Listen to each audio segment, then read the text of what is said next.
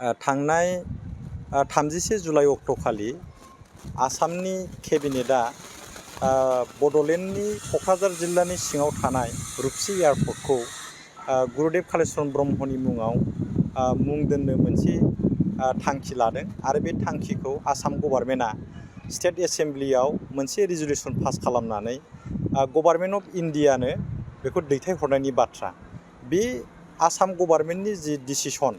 बे डिसिसनखौ जोङो सुरुप सिटि प्रसार संसदनि जानानै गिबियावनो बरायनाय थाबाय आरो बे एखे टाइमावनो बे हाबाफारिखौ मावफुंनो लानायनि थाखाय आसाम गभर्नमेन्टनि दानि आसाम गभर्नमेन्टनि गिबि मन्थ्रि मानगोनां डक्टर हिमन्त बिश्व शर्माजों लोगोसे आङो जोंनि बिटिसिनि मानगोनां चिफ आरो आसाम गभर्नमेन्टनि टेक्सटाइल बिफाननि मन्थ्रि इउजि ब्रह्म बिथांमोननोबो आं साबायखर बावहरो आरो बिथांमोनजों लोगोसे जोंनि बिटिसिनि जायफोर पलिटिकेल नन पलिटिकेल आफादनि दैदेनगिरिफोरा बा आफादा बे रुपसि एयारपर्टखौ गुरुदेब कालिचरन ब्रह्मनि मुङै दोननायनि जि हाबाफारि बे हाबाफारियाव जायफोर बिथांमोनहा बाहागो लाफादों मदद होदों बिथांमोननोबो आङो सुरुप सिटि प्रसार संसदनि जानानै साबायखर बावो आरो बिथांमोना जाहाथे बे हाबाफारिखौ जाफुंसार जाजासिम नांथाबो बिनि थाखायबो आं साबायखर बावो आरो बेखिनियावनो आं मोनसे खोथाखौ बुंनो सानदों। बे बुंनो साननाय बाथ्राया जाबाय मा बे रुपसि एयारपर्टखौ बर'नि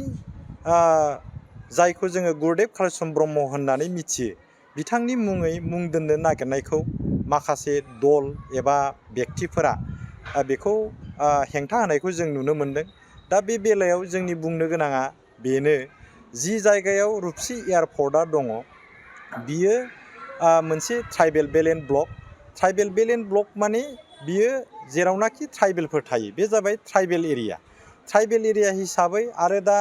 गुरुदेब कालिचरन ब्रह्मआ बै समाव बे आनडिभाइडेड जि गवालपारा डिस्ट्रिक्ट दा बे गवालपारा डिस्ट्रिक्टनिफ्रायनो धुबुरी क'क्राझार बङाइगाव चिरां जाबाय दा मोनबा जिल्ला जाबाय गवालपाराखौ लाफानानै बेखौ मोनसे समाव इन्डियान गभर्नमेन्टआ बा भारतनि बै समनि दैदेनगिरिफोरा